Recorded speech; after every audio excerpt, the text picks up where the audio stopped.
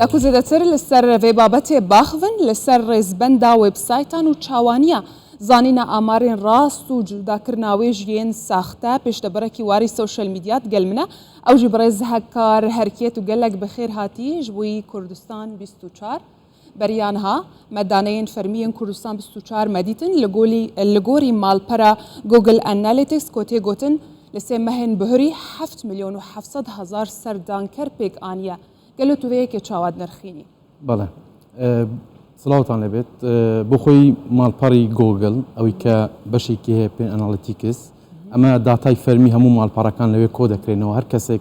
كليك لسر مالباري كردستان 24 يعني هر مالباري كي تربكا لوي راستا خو كليكه هجمار دكري دواتر بداك تايك كود كرينو بيركشي او مالبارا دكريت كخوي خوانداريتي نكوي بو همو كسك بشان بدريت بويا مالباري كردستان 24 بپوي داتاي كلا بشي مالپارەکە وەرمانگرت و تەماشامان کرد ئێستا خۆم بینەری بووم بەڵێ نزیکەی 8 ملیۆن کلیکی هەیە لەمەوەی 3 مانگدا و ئەمەش داتایەکی حەقیقیە و کەس ناتوانێت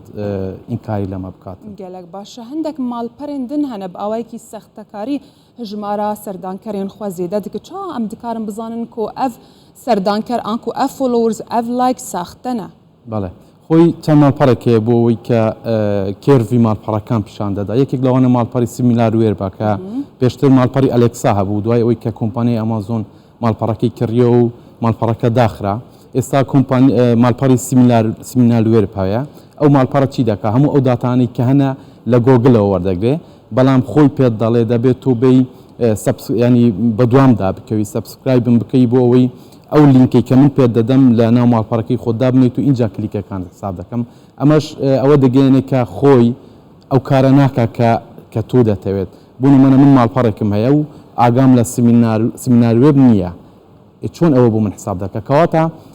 ڕێگایەک هەیە ئەوان ئەو ڕێگا بەکاردێنن و جگەلەوەش من باسی و ماڵپەڕەش بکەم ئەوەی کە زۆربەی میدیا کوردی و بەشێک لە میدیا جیهانیەکانیش پێیان وایە شتێکی گرنگە سیمینار وێب ئەو کۆمپانیایە خۆی ئەو ماڵپەڕە کۆمپانیایە دروستکراوە لە 2007 دروستکراوە ئەو کۆمپانیایە کۆمپانیەکی قازانجویستە داهاتەکەی ئێستا 137 ملیۆن دۆلارە واتە لەو ڕێگەیەوە پارە دەست دەخات تۆ ئەگەر بتوانێت من باسی ئەوم کرد ئەو کۆمپانیایە ئەگەر تو پارەی پێ بدەیت زیاتر کێرڤی ماڵپەڕەکەت بەرز دەکاتەوە چۆن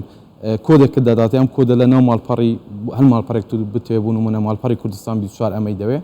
ئەو لینکە دەداتی ئەو کۆدە لە ناو ماڵپەڕی کوردستان 24 دادەنێت کاتێک کلیک لەسەر ماڵپەڕەکە دەکا کلیکی زیاتری بۆ هەژمار دەکا ئەمە شوا دەکا کێرڤی لە ماڵپەڕەکان بۆ نمونە لە 1 ملیۆنەوە بچێ بۆ 2 ملیۆن بۆ 3 ملیۆن باشە تۆکو پێشدەبەرێکی وارەی سۆشەل میدیا بنەڕینا تەنها خەی زیاتر گرنگیە بە چ جوورە بابەتان ددن ناوا وێبسایتان مقابل داکۆ بینەر و هژمارە سەردانکەرێن وان وێبسایتان زێدەتر ببە ئەگەر تشتێکی یان بابەتێکی لە گۆر دڵی خەلکێ بەڵاو بکەن ئەو بابەتانە چنە زێدەتر کۆ گرنگی ینی گرنگنج بۆ خەلکی کوردستانی ئەگەرم بەحسە خەلکی ناوچەیە خۆ بکەم بەتایبەتی بەداخەوە لێرە لە میدیای کوردی بەشێکیان لایک و کۆمنت و فۆلۆ و ئەوانە کراوەتە بابەتێک کە باسمان کرد لە هەرێمی کوردستان بەداخەوە زیاتر گرنگی بە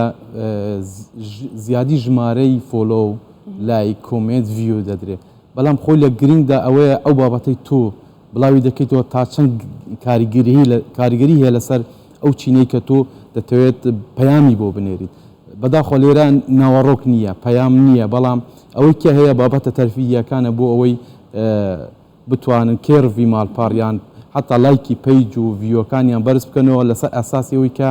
ئێمە ڤیومان زۆرە یان سەبسکرایبمان زۆرە بەڵام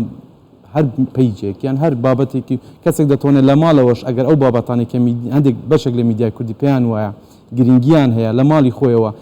پیجێک دروست بکە هەمان بابەت دابنێتەوە باوەڕ بکە هەمان ڕۆلی دەبێت جا ئەو کاتە جیازی چی دەبێت لە نێوان کەسێک کە لە ماڵەوە کار بکە و لە نێوان دامەزراوەیەکی میدیای باشە بلا ئەمژ وێبسایتان بچێکی دوور بکەون ئەگەرم بچن سۆشەل میدیا کۆ سەختەکاری لوژی تێکردن چ بڕیال زێدەکردنا لایک بە ئانکۆ زێدەکردنا فۆلۆورزان ئەو تشتا بچڕیە تێکردن چ ناوە ئینستاگرامێدا بە ئانکۆ تویتەر ئانکۆ فەیسبوک مرۆڤ چاوات زانێت کۆ ئەف هژمار فەیکە ئەف فۆلۆورز فەیکن بەڵێ خۆی بەوەدا دەردەکەوێت کە بۆ نمونە ماڵپەڕی ئەی 1 ملیۆن فۆلۆوەرسی هەیە لە تویتەر بەڵام کە سەیری دەکەی لە 1 ملیۆن فۆلۆوەرس دەبینیت لە بابەتێکدا 1 کەی فۆلۆوەرسی بوو نایەت ئەمە لێرەوە دەردەکەوێت کە ئەو 1 ملیۆنە فەیکە بۆچی چونکە ئەکتیڤ نینە جگەلەوەش ئێمە لە ڕۆتەکنیکیەوە باسی بکەین هەندێک ماڵپەڕ هەیە ئەومان بۆ دەردەخەن کە کامە میدیا یان کامە پەیجە فۆلۆوەرسی فەیکی کڕیوە بۆ خۆش ئێستا لە ئەرێمی کوردستان هەیە تو دەتوانیت لە ماوەی 24 کاتژمێردا ئینستاگرامەکەی خۆت 1 ملیۆن فۆلۆور زیاد بکەی من حەزەکەم سعرەکە ببرێن بە 300,000 دینار 1 ملیۆن فۆلۆ دەتوانیت زیاد بکەی بە 300,000 دینار گەلک باشە بەڕێز هەکار هەرکی تو میوانێن بوو گەلک سپاس پێش دەبرێ وارێ سوشەل میدیا سپاس بۆ زانیاریێنتە